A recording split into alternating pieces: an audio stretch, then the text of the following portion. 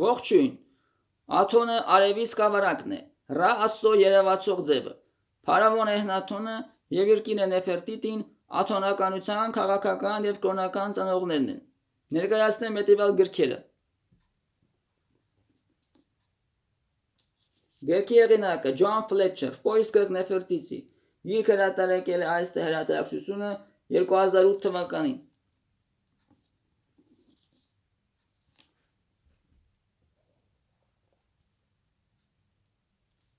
Գրքի հեղինակը Նագիբ Մախֆուզ, Էխնատոն, Ժուշիվ Պրավդի։ Գիրքը հրատարակել է Միր կնիգի հրատարակչությունը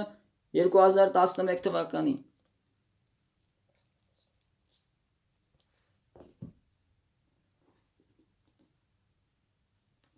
Գրքի հեղինակը Գեորգի Գուլիա, Ֆարաոն Էխնատոն։ Գիրքը հրատարակել է Իզվեստիա հրատարակչությունը 1980 թվականին։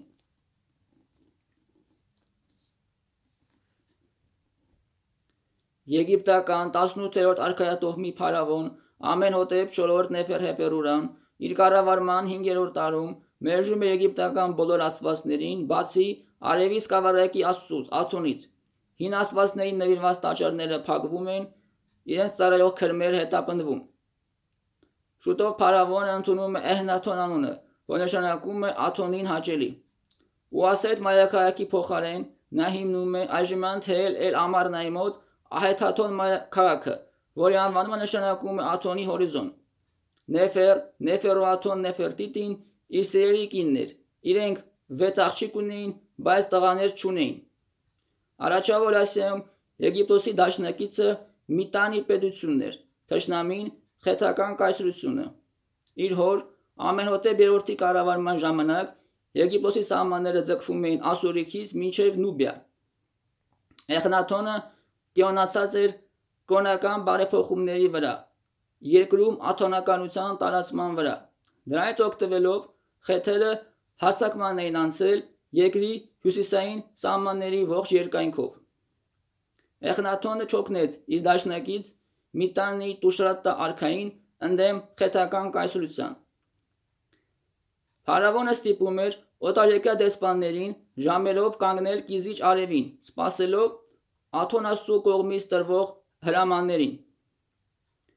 Էխնաթոնի կառավարման 15-րդ տարում իրեն լքում է իր սիրելի Նեֆերտիտին։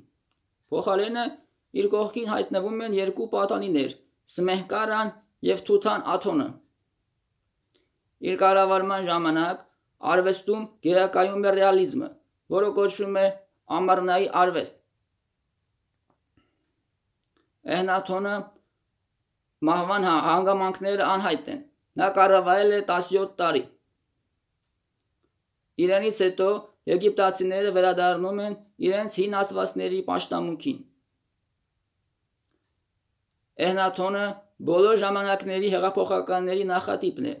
ում կարելի է սիրել, ատել, բայց անտարբեր վերաբերմունքի նկատմամբ լինել չի կարող։ Այսօր այսքանը, շնորհակալություն ուշադրության համար։